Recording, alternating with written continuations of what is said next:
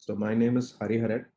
I am from NIC, National Informatics Center. So I'm from a particular division in NIC, which is CERT division. It is called as NIC CERT.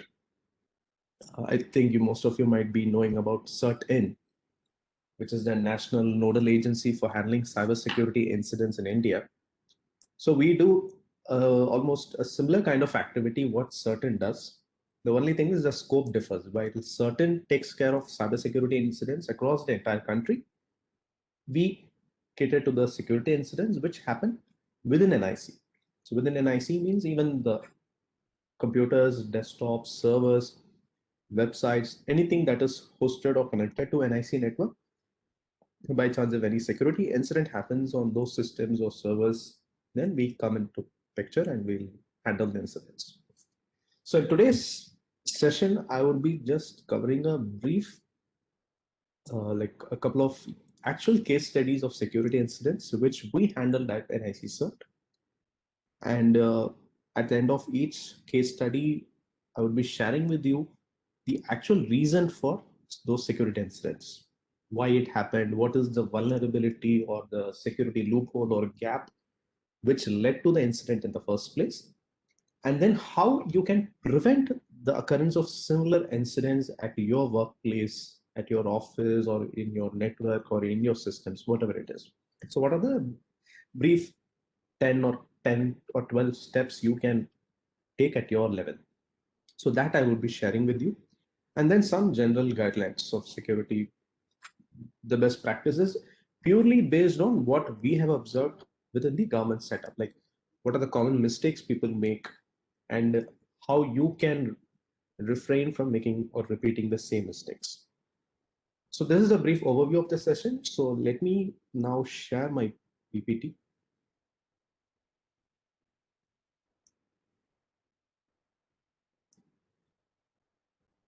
So can anyone acknowledge whether my screen is visible?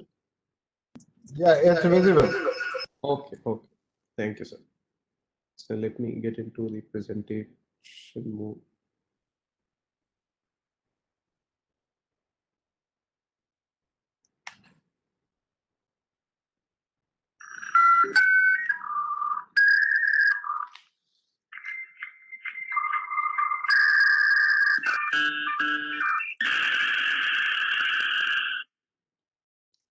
I hope many people might be familiar with this particular sound. I mean, people who have used the internet in the late 90s or the early 2000s, most of them would be used to this particular sound where a dial-up connection tries to establish an internet link with a service provider, that is a telco. Your phone dials into the telco's exchange and there you establish the internet connection. Usually in kbps, hardly 24, 48, 56 kbps, depending upon the region where you are. So during those days, that is, you can say those are the golden days of internet, where the number of systems or computers connected to the internet was very few. And most of the systems which are connected by academic institutions, universities, or big government research centers, and yes, some people at home who can afford to buy a computer. Like in those days, I think people in India where most of them couldn't even afford to buy a computer because that's used to cost quite a fortune. And even if you're able to afford the computer, the kind of services which you can access through the internet were very limited. So we never had the YouTubes or the Facebooks of today's world in those period. So very few websites, mostly static websites were existing. And so the number of threats, the viruses and malwares, what we used to call in those period of time, were very few. Hardly you can count them, hardly some 10 or 15 officially known viruses or malwares existed in those 90s period. And most of them are known, and any antivirus program can detect all these known viruses and worms because they all follow the same pattern. And the beautiful thing during those times is the computers or the systems, they connect to internet only when it is required. Like people might be remembering in those times, to run a computer, you actually required a air-conditioned facility. If you have a computer at your home, you may be required to install a AC so that the heat generated by the computer doesn't overwhelm the device. And especially certain processors like AMDs were known to run pretty hot in spite of even having an ACs during that point of time, because the heat dissipation methods were very inefficient. So people connect to internet only when required. And once your activity is done, your job is finished, you just simply disconnect the internet or even shut down the computer. That is what we were used to in those 90s. But come back to the present day. Present day, you can see that number of devices. Earlier in the 90s, only computers connected to internet. But in today's world, even the refrigerator sitting in your room, your smart light bulbs, smart tube lights, smart air conditioners, all sort of passive things have also started connecting to internet in addition to computers. And of course, we have the ubiquitous mobile devices, handheld devices, which is now literally dominating the internet purely based on the sheer volume of usage. And majority of the global population, they access internet today through a smartphone. And maybe 5 or 10 years down the line, I think computers could even become very redundant, because all transactions now happening through mobile, and future it might even take a new transformation into a deviceless interaction. So all these devices at our home, at our office, all, and they stay connected. It is not like only you connect to internet only when it is required.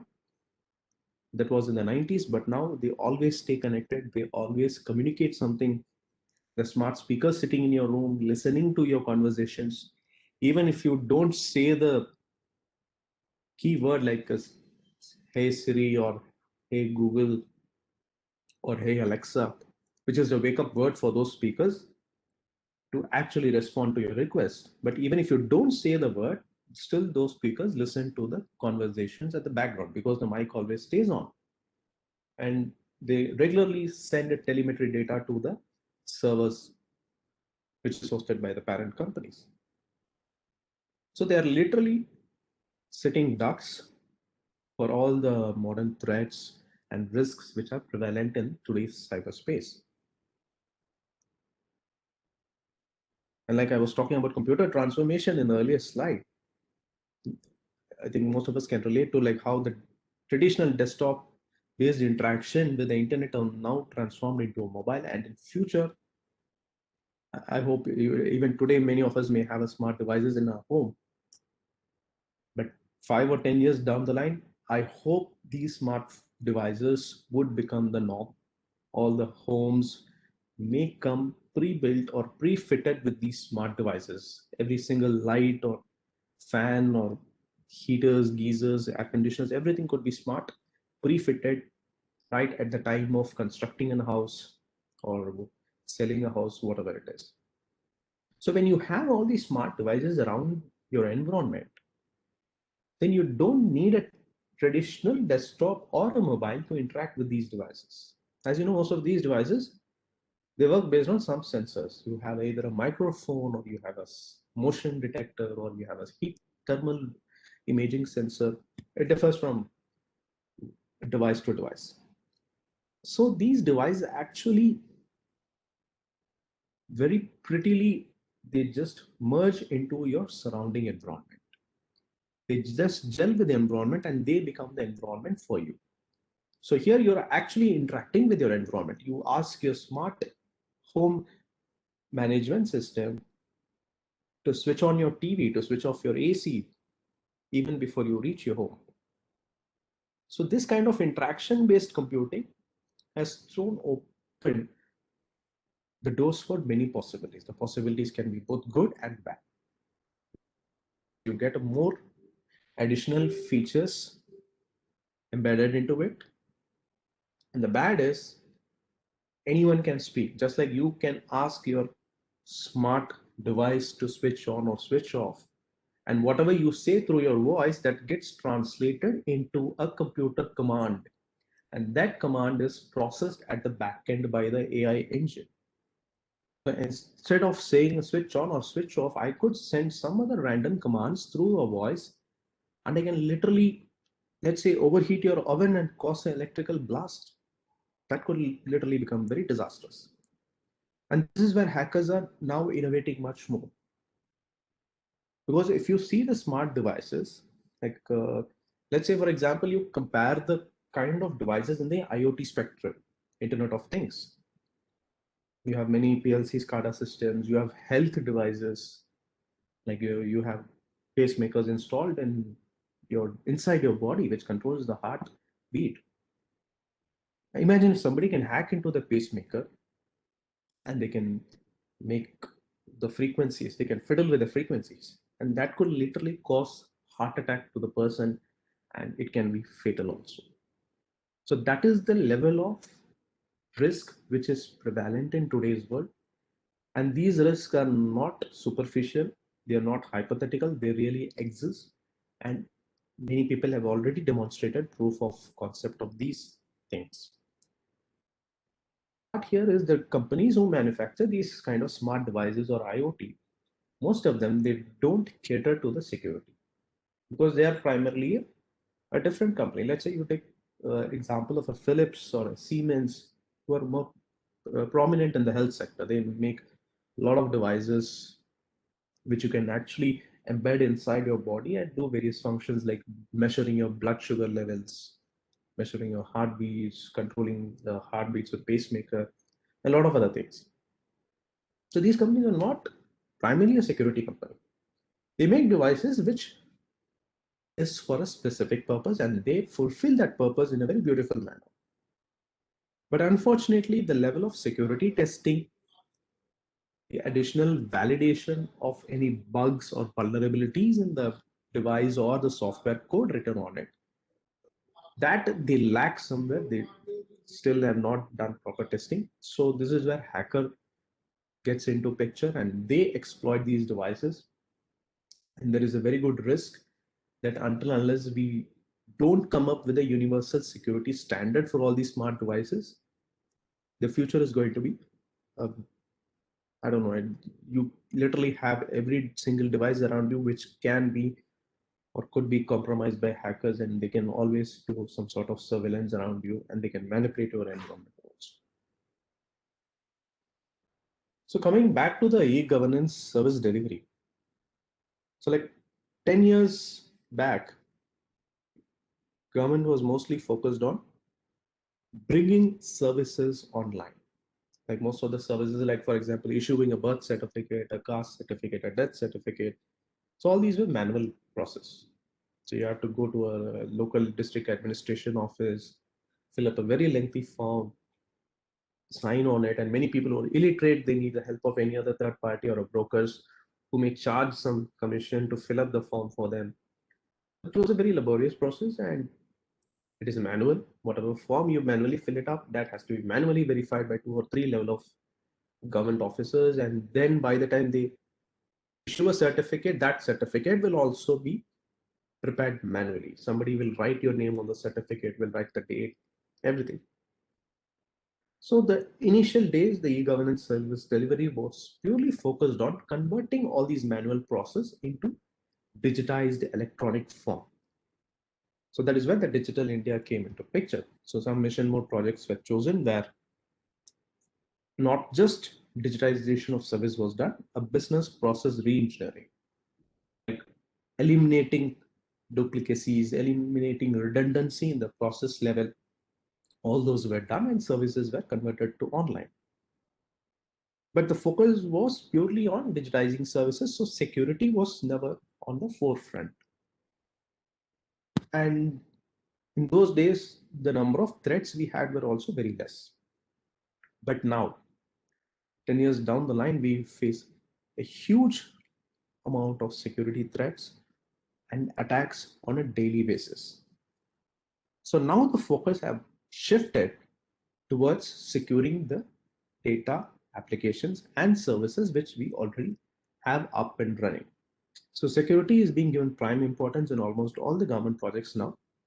People have realized this, and many people have started even including a separate SLAs in government contracts. Service level agreements, when you draft, usually earlier the agreement used to only focus on uptime of the application and hardware and infrastructure. So now people have even started including security into that. Let's say, depending on the number of attacks or successful breaches that happen every quarter, there has to be a penalty for the service provider or the vendor who is providing service to the government for the particular project. So that is the level of importance security has gained in recent times. So this is a brief overview of the cybersecurity threat landscape in 2020. So this is from a Checkpoint. Checkpoint is a security company which makes firewalls and other security devices. So they have released a report which cataloged whatever attacks they observed globally. So the blue one you can see, the blue graph is actually the representation of the cybersecurity attacks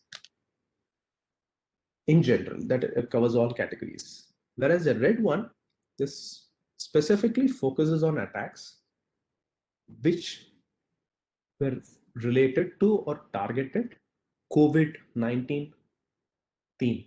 So it could be a COVID-19 themed phishing attack, it could be a COVID-19 related DDoS attack or a hacking campaign, whatever. And you can see the attacks gradually spiking. I mean, there was a somewhere in the middle of the March, you can see a rapid spike because that is the time when the lockdown and everything were announced, not just in India, across the globe. Those were the peak days of COVID transmission. And the total peak was somewhere around May, and then it gradually came down. So this has literally taken over all the other attacks. And you can see whenever the COVID attacks peaked, the remaining form of attacks, they just went down. So what this shows is hackers across the globe, they are staying very up to date with the latest changes in geopolitics and whatever new geopolitical happenings or events takes place, they just capture it and use that theme to launch their attacks. So to give you a similar example, like when India did an airstrike in Balakot in Pakistan. So the moment the attack was announced, in the subsequent weeks, we at NIC saw a huge amount of phishing mails, all using the same theme. The subject would be like pictures of airstrike in Balakot. Please open the attachment and see for yourself the real pictures, the actual ground pictures. The attachment would be a very beautifully crafted JPEG file. It would be embedded into a zip file. Once you open the zip, extract the JPG, then you will see some pictures of some aerial bombs being dropped. But whenever the picture is opened parallelly, a script embedded in that JPEG file gets executed at the back end, and literally that converts your machine into a CNC. So you will be connected to an entire CNC botnet, and then hacker will have a field day using your computer to carry out other subsequent attacks.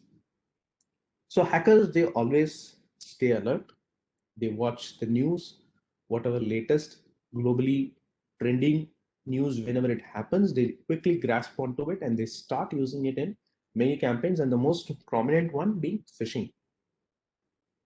And this is the overview of the type of attacks in 2020. So here you can see phishing is more than 75% is phishing. Phishing and malware laden emails is the next one, which is almost around 40%. So this gives you an idea of how deeply hackers exploited email as a threat vector to get into critical installations and setup. And we have seen a lot of such phishing attempts, and each one were using different themes, and I would be discussing with you in detail one particular use case. So that will be the subsequent slide that I'll show it to you. So this is an interesting quote. So whenever I do some presentation, I always quote this particular statement from John Chambers. So he was actually a former chairman of Cisco. So this statement, I think he made some eight years back, I think. So you can see he just says like there are only two kinds of companies: those who are aware that they have been hacked and those who are yet to know that they have been hacked. And this statement made 8 years back. So 8 years back also, this statement pretty much did hold its relevance, and today the relevance has even increased much more, because in the recent past, the kind of incidents that has been being reported across the globe, we can see how hackers are evolved.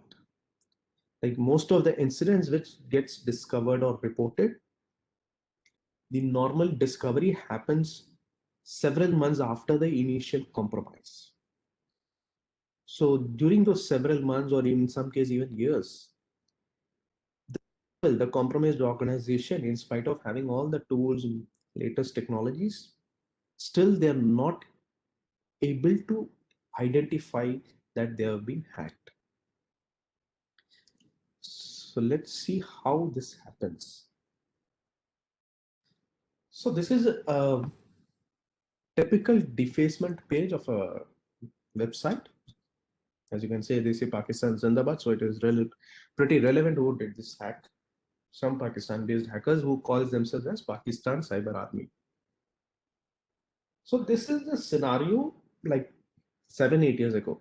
7-8 years ago, when a hacker hacks a government website for that matter, they normally do something called a defacement.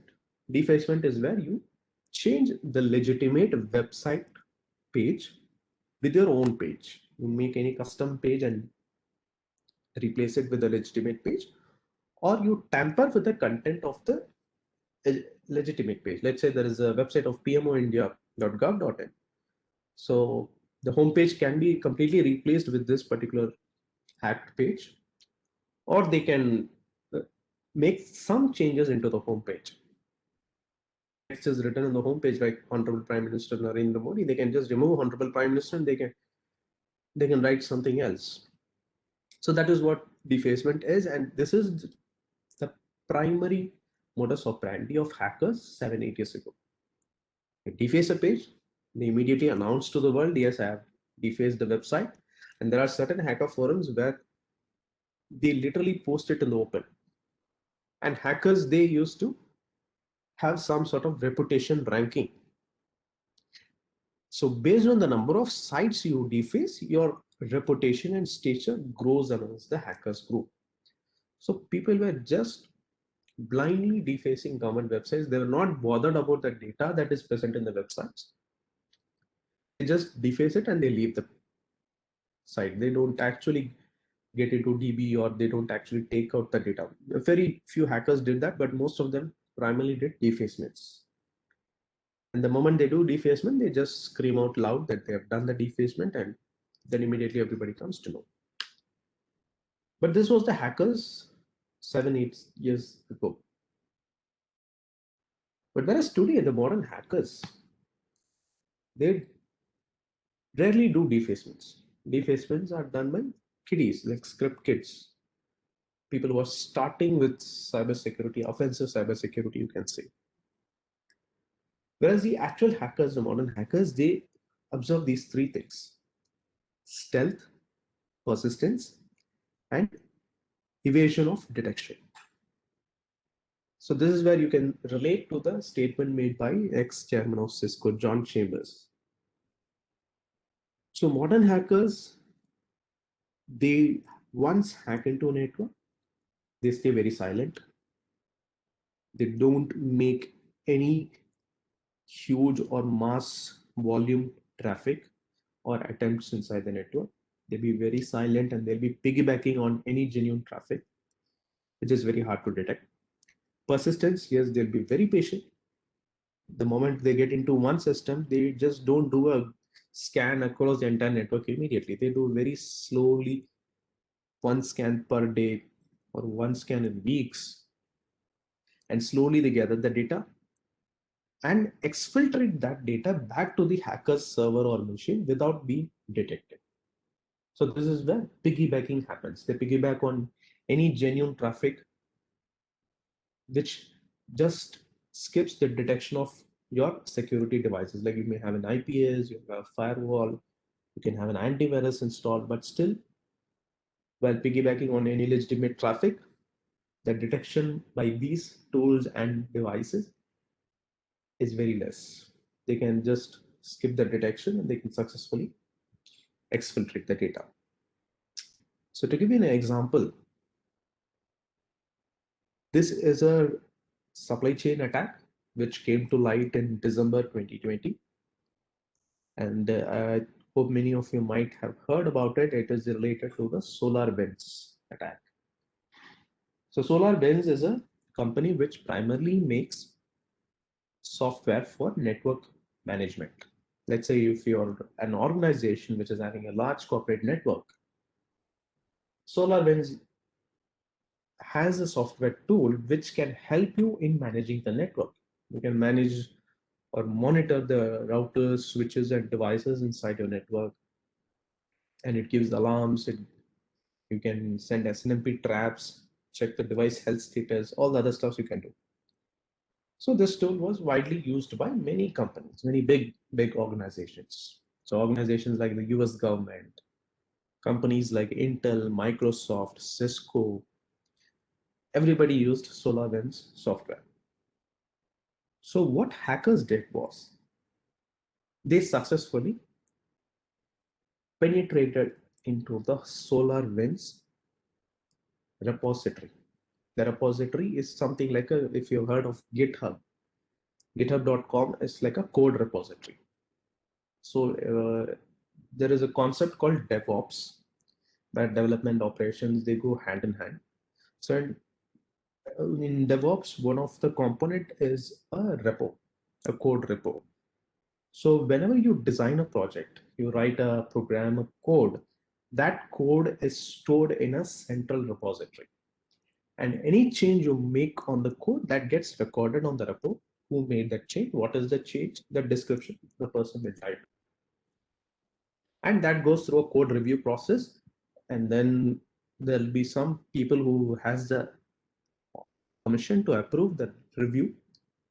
And then the code will be released into production. So this is a normal code management followed across many organizations, everyone who follows CMM best practices. SolarWind is also having a similar kind of process. So they have a code repo where the updates to the SolarWinds software are programmed and pushed. Then the code is tested and then it gets pushed into production. So hackers, they hacked into it, but how they did, the details are yet to be publicly disclosed. But as recently as yesterday, SolarWinds said that the hackers compromised due to a bad password policy by one of the interns. They say they have hired some intern who was supposed to work on a temporary project, and he used the password SolarWinds123 for one of the repo. And that is also hacker hacked, and this is what SolarWinds says. But again, the judgment of whether this is the truth or not, that is up to you, what you want to believe. But ideally, the intern would always be the fall guy who will take all the blames, because nobody wants to take the blame on the employees involved there.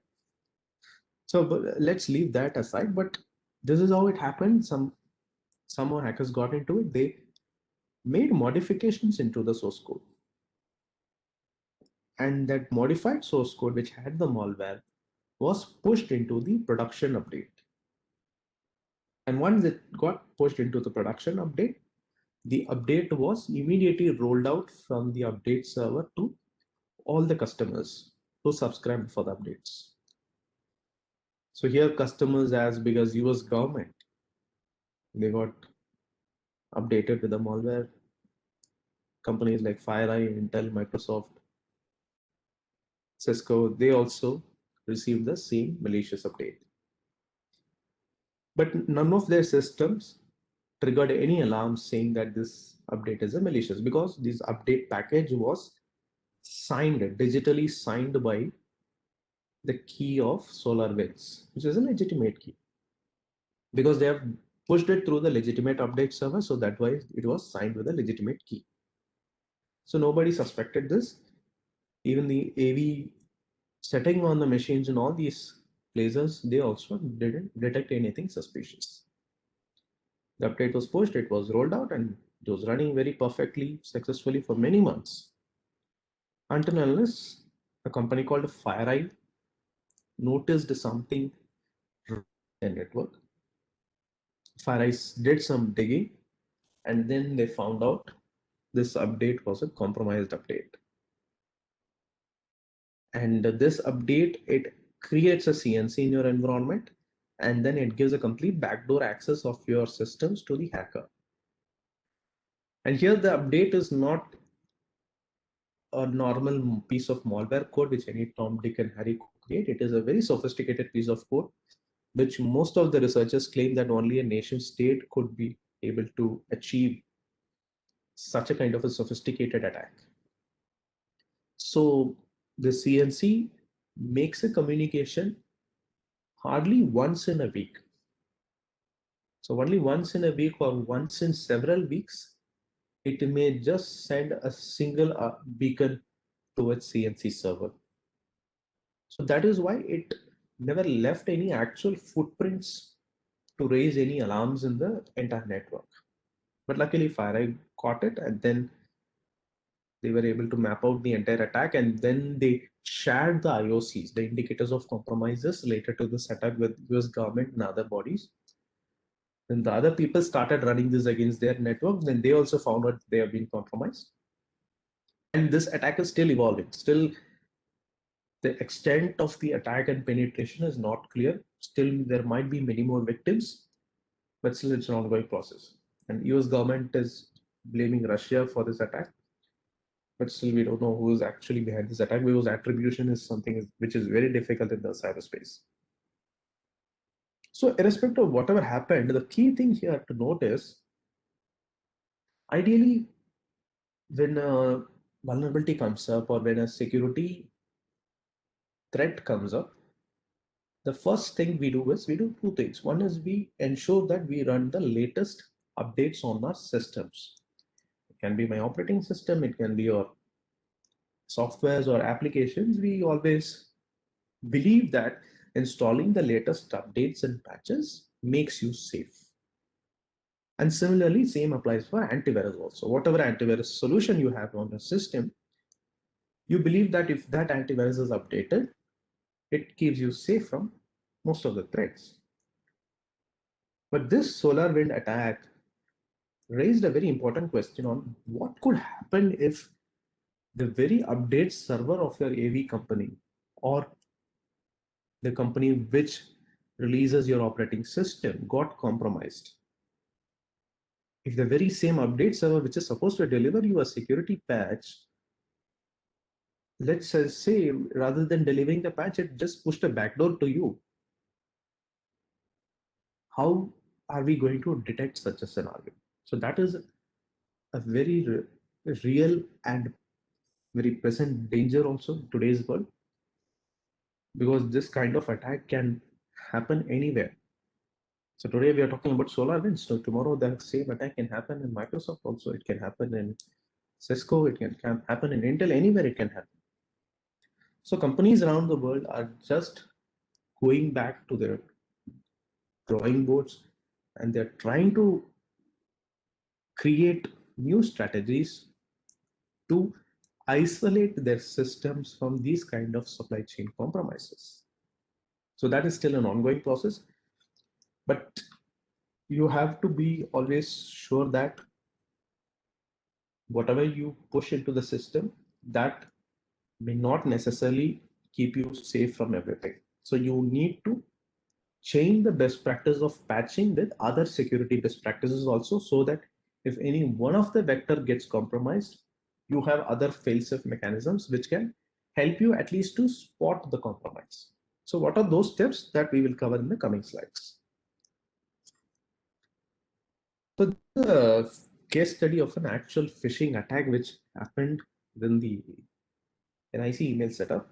This happened a couple of months ago. So this is a phishing mail, actual phishing mail, which you are seeing here. So like in the previous slides, I was showing you the total volume of phishing attacks across the globe, which took precedence above all other form of attacks. And most of the attacks, as you know, they used COVID-19 theme. And this attack also employed a similar COVID-19 theme, and they targeted a specific government department. And they pretty well did their homework. They know what department it is, who are the officers involved in the operations. So they did those homework and they crafted a beautiful mail, which is pretty relevant to that particular department. So ideally, anyone in that department, if they see such a mail, they would immediately believe it could be a genuine email. So the only red flag here is the download link. So the download link, you can see it says some tinyurl.com and slash something XYZ. So tiny URL, you know, it is a shortened URL service, just like bit.ly, like Google's go.gl, and many other tiny URL services are there. So what they do is they just help you shorten lengthy URLs so that you can share it across social media in your instant messages and also through emails. It does another important thing. It can be used by hackers to mask the actual phishing link or domain from security devices. Because what happens is when you send an email to any corporate ID, it can be gov.in or it can be abcorganization.com, anyone. So ideally, as a best practice, there are many security devices which comes in the path before it reaches your inbox. So what devices do? When a mail comes, it checks the mail header, and the mail header will have the from address, who is sending the email, to address, to whom it is being sent to, the subject, and the IP address from where the mail is being sent. And then it checks certain DNS records, like there is something called MX record, SPF, DMARC, and all those standard security checks it does. Everything is fine. Then it checks the body of the email. What is the content? Let's say I have put a filter which says ban any pornographic keywords. So if any pornographic word is mentioned in the email, then the email could be dropped. Similarly, URLs also gets inspected. Let's say in place of tinyurl.com, I have put a malware URL. Then the malware URL would be detected by the security gateway and it will drop the malicious URL. But since here the hacker has masked the actual URL with a tiny URL, the email gateway will think that the tinyurl.com is a legitimate site, because yes, it is a legitimate site doing a legitimate service. So it passes through the system. And once the user clicks on the link, what actually happens is it redirects you to a Google Drive link. So the Google Drive link is the actual URL which is hiding behind the tiny URL. Here you find a file called covid.zip. You click on download and you get a zip file. So you have to extract the zip file. So once you extract the zip file, you'll get these two files. And the first file, COVID, that again looks like another archive, which could be a WinRAR or a WinZip kind of thing. The second is a text file, which is a password. I mean, literally it has a password to open the first file. So one thing to notice here is, if you see the file type, first file it says it's an application, whereas second file is a text document. So normally if it is an archive, let's say if it is a WinRAR or a WinZip, you will see it is an archive. But here it says it is an application. So application means it is a binary exe file. So what they've done is they've created a self-extracting archive. So ideally what we believe is, like, when I receive a zip file, we ask for password, I put the password and press enter. The content of the zip file should be extracted. That is what I believe. But in case of a self-extracting archive, which is an exe or an application, the case is different. So in self-extracting archive, you can program the archive to do certain default steps. Like you can even embed a script and ask the archive to execute the script as soon as correct password is entered. So in this case, what happens is when you put the password in the text file, you take the password and put it on the COVID application to open the archive. It extracts these two files. These two are exe, and at the same time, it executes also. Please remember, you need not click on these files. There is no need for you to individually double click or press enter on these files. The moment they are extracted, by default, they get executed. So there are two files, 2019 and 2020. So one file, what it does is it immediately creates a firewall exception for both the files in your system. If you have Windows firewall, it creates an exception on Windows firewall, or if you use any antivirus, it creates an exception in antivirus. And the next step, it creates a registry entry so that whenever your Windows boots, when you log into your Windows, this file automatically gets executed. And it also creates multiple other permissions and exceptions. And then the next file is executed. The next file is the actual backdoor. It is a RAT, a remote access Trojan. And what it does, the moment the first file creates all the permissions for both the files, the next file, second file, executes, it establishes a connection to the hacker's CNC server. And once it establishes a connection, the hacker will know, yes, your system has been compromised, and now he can send further instructions to this particular system.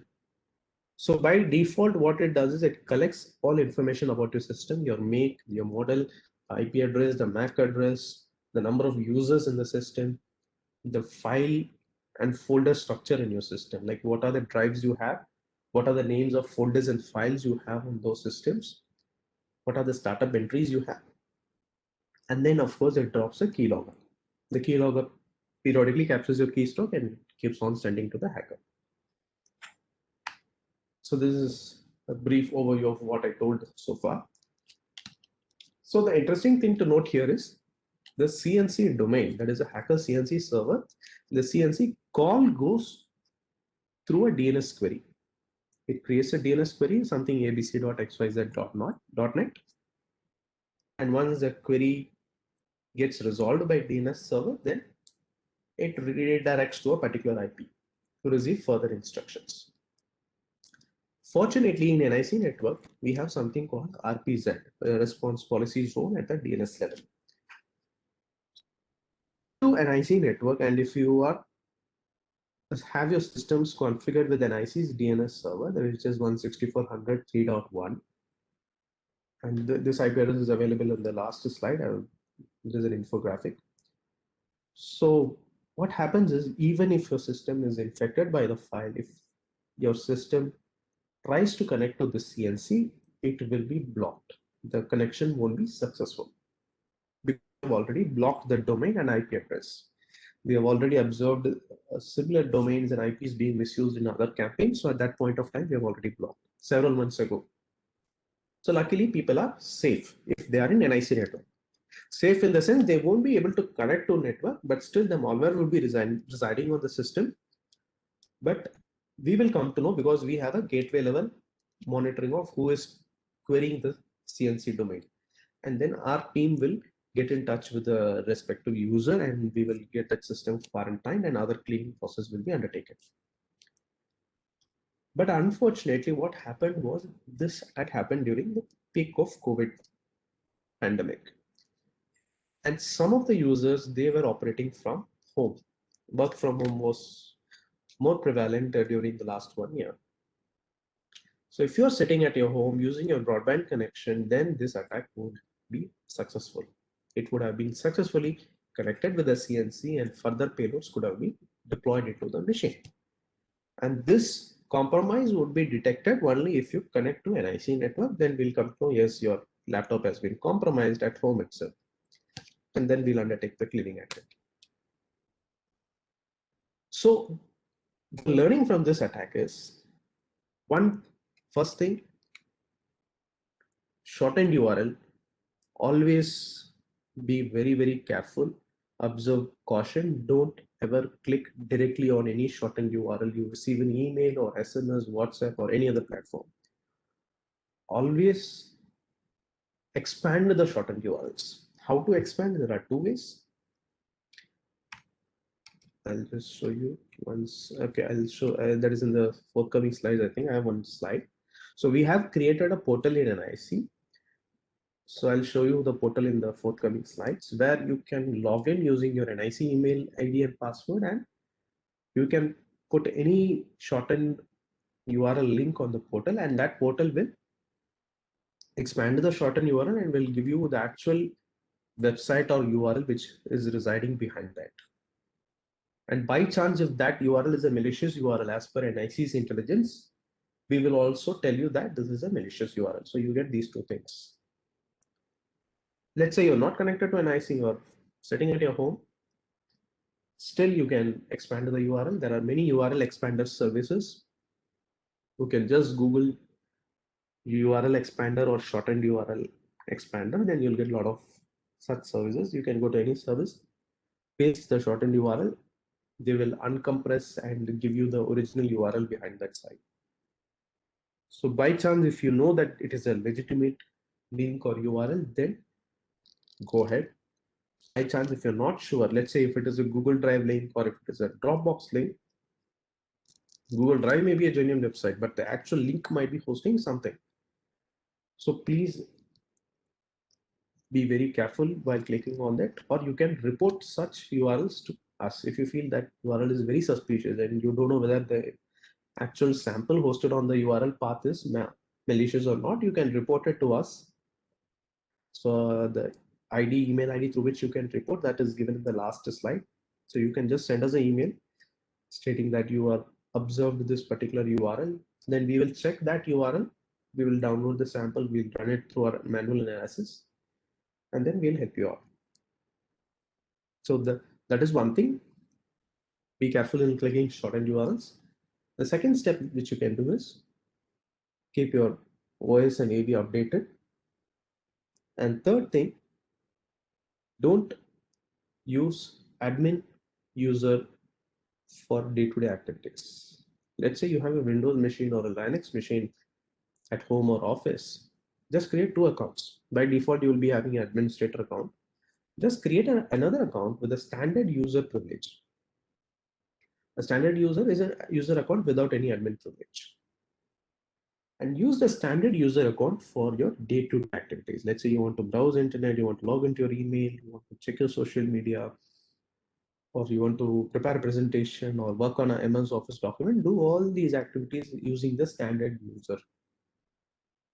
Want to make any configuration changes, when you want to install something or you want to remove something from your PC, like an uninstall a software, that time you'll be requiring an administrator account. And that you won't be requiring an admin account for most of the activities which you do on a PC. So why you should use a standard account? Because let's take the example of this case study, the phishing case study. Here you saw these two files, 2019 and 2020, which are actually true. So for these two files to execute successfully, it requires admin privileges on the machine. Let us assume the user who downloaded the two files, he downloaded or executed the file as a standard user. Then in that case, these two files cannot do any damage to the system, because the moment they execute, they will come to know that they need some admin privileges. So immediately you will see a prompt on your screen that the file 2019 or 20.exe is trying to make some changes in your system. Do you allow? If you want to allow, please provide administrator username and password. You will see a prompt. So then you will know that this file is doing something mischievous. So you can simply cancel the notification and don't provide the admin password. So majority of such malwares or trojans, they do require admin privileges to execute successfully. If you don't have admin privilege, then the kind of damage, the impact could be very, very low. So always use non-admin user for your day-to-day activities, along with OS updates and AV updates. So that could help you to save or safeguard your system from most of the known threats and attacks. So this is another phishing mail. So here again the same modus operandi, but here you can see the domain used for the link. So it says drive.nic.online. A layman may think this is a NIC's version of Google Drive, but whereas this is an external website. This has nothing to do with NIC. So always keep in mind any government website, 90% of all government website will be either having a domain gov.in or nic.in. Anything other than that, very rarely a few government or autonomous bodies may have .com or .org, but nobody has any domain called a .online. So this is a very clear giveaway that this is not a government website and this has nothing to do with NIC. So this link also was hosting a similar file like we saw in the previous case study. So I just included this to show you the kind of domain manipulations which hackers use. So don't click on such links. Always report such emails to us. Another email, which is also carefully crafted, targeting a particular department in Haryana. So the mail is very beautifully crafted, and they have given a button called continue backup. So the phishing link is hiding behind this backup button. You will come to know only if you hover your mouse, you move your mouse pointer on top of this button, then you will see the actual URL at the bottom of the page.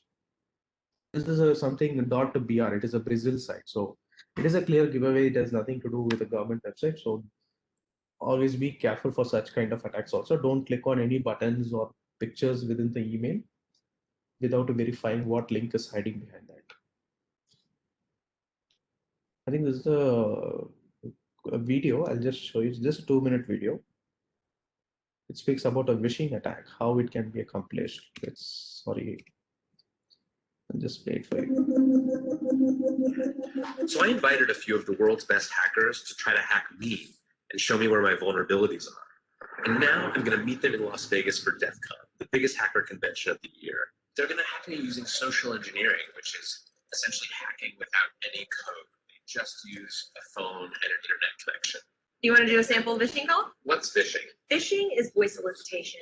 And basically what you do is you use the phone to extract information or data points that can be used in a later attack. Let's do it. Who are you going to call? Maybe I'll call your cell phone provider and see if I can get them to give me your email address. I bet they're good. I bet they have my back. But yeah, go for it. I'm going to spoof from your number, so it's going to look like it's calling from you. Okay. Hi, I'm so sorry. Can you hear me okay? My baby, I'm sorry. my husband's like, we're about to apply for a loan and we just had a baby and he's like, get this done by today. So I'm so sorry. I can't call you back. I'm trying to log into our account for uses information and I can't remember what email address we used to log the account. The baby's crying and can you help me? Awesome. In just 30 seconds, at gmail.com. Jessica gets access to my personal email address. Now, if I needed to add our neighbor daughter on our account so she could call in and make changes, how would I need to go about doing that? You would have to send me a secure PIN through a text message? Yeah, well, the thing is, I don't think I'll be able to receive a text message if I'm on the phone. Oh, I'm not on there either? So I thought when we got married, he added me to the account. Jess uses my girlfriend's name and a fake social security number 5127. to set up her own personal access to my account. Wait, I'm sorry. So there's no password on my account right now. Can I set that up? She even gets the support person to change my password. Thank you so much for your help today. So she just basically blocked me out of my own account. I'll get her set after this. All right. Thank you. Holy shit. So they just gave you access to my entire cell phone account. You're going to have to go on and change your password now because it's just my name. And all it took was a crying baby and a phone call.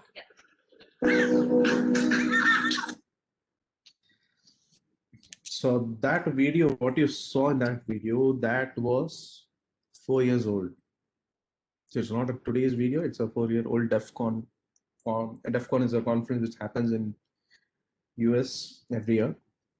So 4 years down, you can see the kind of sophistication that hackers used to employ to compromise. And this is not something very hypothetical. This really happened in some of the most predominant APT attacks. There was one APT which was targeted at Iran, and the hackers sent a malware-laden PDF in the email. So the person, the recipient of the email, he didn't open the attachment. He saw the email. It came from some unknown person saying that, yeah, we are waiting for the payment of our purchase order. Kindly provide us a status update on the payment. So the employee thought, we have never made such order, so let me ignore it. He just ignored, he never opened it. But here a hacker used phishing. They just called up the reception of that particular organization in Iran. Through reception, they got routed to the actual person, the recipient of the phishing email. They spoke with them. They told him that we are calling you from one of the vendor who provides service to the company. We have recently got a purchase order for supplying of XYZ equipment. We have already shipped the purchases. So I have sent you a receipt. Kindly check whether the details are okay. In case if any changes needs to be done, kindly let me know. So this is what the hacker told over the phone. I think he really believed that it is a legitimate call. And as a courtesy, but was still on the phone, he opened the file, downloaded it, open, and immediately his anti-malware, whatever AV he had, that raised an alert. It didn't allow opening. It was asking the user to quarantine the file. So the user told the hacker, see, I am getting an alert on my AV. I don't know whether I should open it or not. But the hacker assured him, no, don't worry. I was just including my digital signature on the PDF. Since I use a different software for signing it, I didn't use Adobe PDF reader. I used something else. So that's why your AV is detecting something suspicious. You just bypass AV. You just disable it temporarily. So the person believed the hacker. He disabled his AV and successfully executed, opened the file. And by doing that, he opened the Pandora's box, and the hacker was able to penetrate into the system very, very deep. And a lot of national secrets got stolen in that attack. So all because of one employee opening one malicious PDF and just get into the entire system and compromise it. So just the video I showed you just to remind you that internet is not the only medium through which hacker can get to you. They can even come through WhatsApp, they can come through Facebook, they can even call you directly on your phone. There are multiple modes of attacks and threat vectors. So always be on the guard. If you receive calls from any unknown person asking you to do anything like click on a link or send some SMS or whatever, please don't do that. Just verify the identity of the person and then follow whatever due process you need to do. So this is another case similar to the shortened URL which we saw in the earlier phishing attack. But here the medium of attack is SMS. Through SMS this was sent. This is the portal which I was referring to earlier. So this is what we have set up within NIC. So if you are connected to NIC network, you can go to this portal URL check.nic, cert.nic.in. use your NIC mail ID and password. You can log in and paste any shortened URL and you will get the expanded URL. And you can also scan the URL using this service for detecting any malicious content in the URL. So these two things it will be done. So next is fake Arogya Setu app. So this is, I mean, in the peak of COVID pandemic, like when Arogya Setu was launched, within a couple of weeks, we started seeing some fake Arogya Setu app being circulated in social media and instant messaging platforms. So what hackers have done is they've taken the legitimate Arogya Setu APK from the App Store and they just injected, they just added a Metasploit module. It is called a Meterpreter. Meterpreter is a very lightweight command line tool of Metasploit. So that Meterpreter is embedded into it and it establishes a reverse TCP connection with this hacker's C2 server. So what that does is, I mean, that is immediately if you upload the malicious APK on VirusTotal, almost most of the AV engines detect it, 23 out of 62 at that point of time. And these are the permissions. It literally takes every single permission. It can read your contacts, it can send SMS, receive SMS, it can activate your camera, it can activate your microphone. The app starts immediately as soon as your phone boots. It always stays up in the background. So it can do everything. So exploited the genuine Arogya Setu app by embedding the Meterpreter into it. But they could not circulate the fake app through the official Play Store or App Store because there it goes through a vetting process and immediately the Google or the Apple, they will come to know that this is a fake app, not a genuine app. So hackers, what they did, they hosted this app on some file sharing site and they started sharing the download link for this app through SMS and other instant messaging platforms. So luckily this got reported to us during the early stages of the attack. And by default, let's say you're using an Android phone or an Apple phone, your operating system, that is Android and iOS, they will not allow installation of any apps outside the App Store.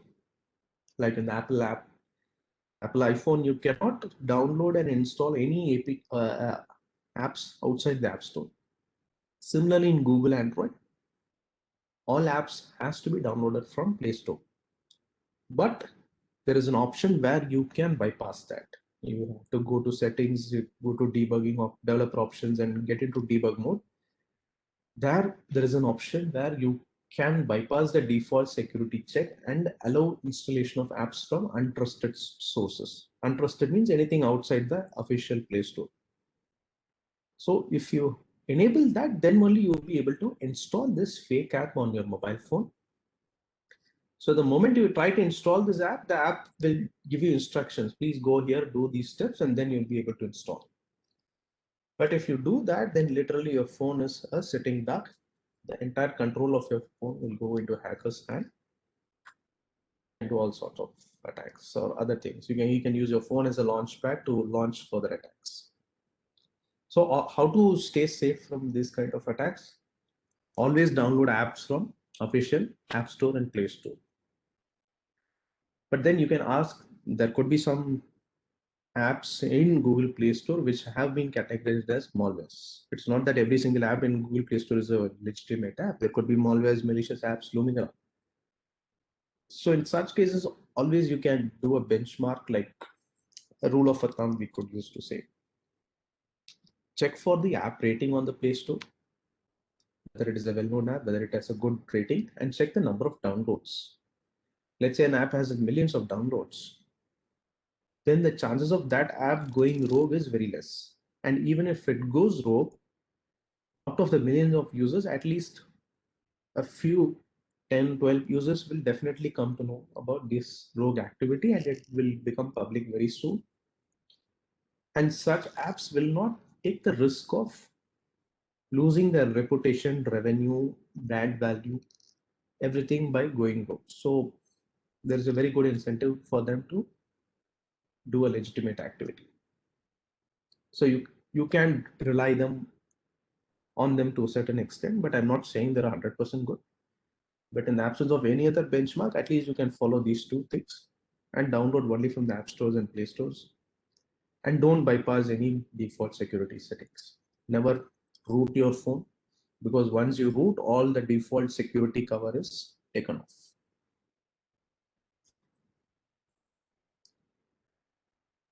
I'm running out of time. Sir, I think it's we have ran out of time, right? Anupam sir? Yes, sir. Okay. So I'll do one thing. I'll share the slide with you. Maybe you can go through the slides.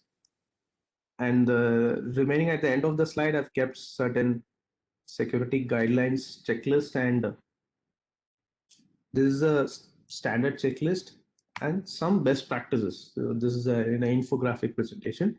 Here you can see the at the bottom. If you find any such suspicious email or suspicious file or any other attack suspicious within the NIC network, you can report to us. More than glad to assist you. So, and we have our SOC phone number also. It's 24/7. And these 12 points are just a basic steps in security hygiene, which can be followed by any normal user at his desktop level. So I was talking about the DNS earlier in the starting slides. You can see here in step number 4, the server IP is given. So please make sure that if you are connected to an IC network, please configure this DNS settings in your machine. I mean, many people have a habit of removing this DNS and they configure Google's 8.8.8, and they'll say 8.8 is much faster than 3.1. Remember that 8.8 is also being heavily used by most of the malwares. So in 3.1, 164.103.1, we provide you a security cover. By chance, if your system is trying to communicate with any malware DNS servers, if they're trying to send a malicious DNS query, this gets dropped and you will also get a message. We will show you a message on web browser saying that this particular domain or website which you try to access is malicious. So just make sure you do the patching of OS, use a standard user account for day-to-day activities, and make sure you configure NIC's DNS server if you're connected to an NIC network. So I think that's it from my side. If there are any questions, we can take up. Otherwise, we can switch to the next session.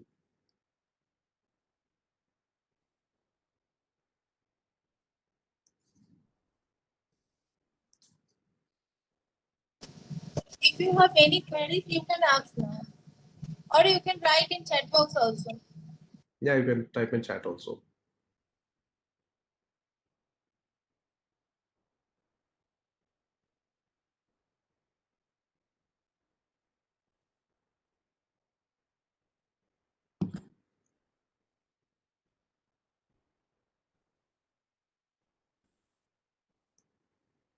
So I think there's no questions from the participant. By chance, if anybody have any questions, you can always mail it to me.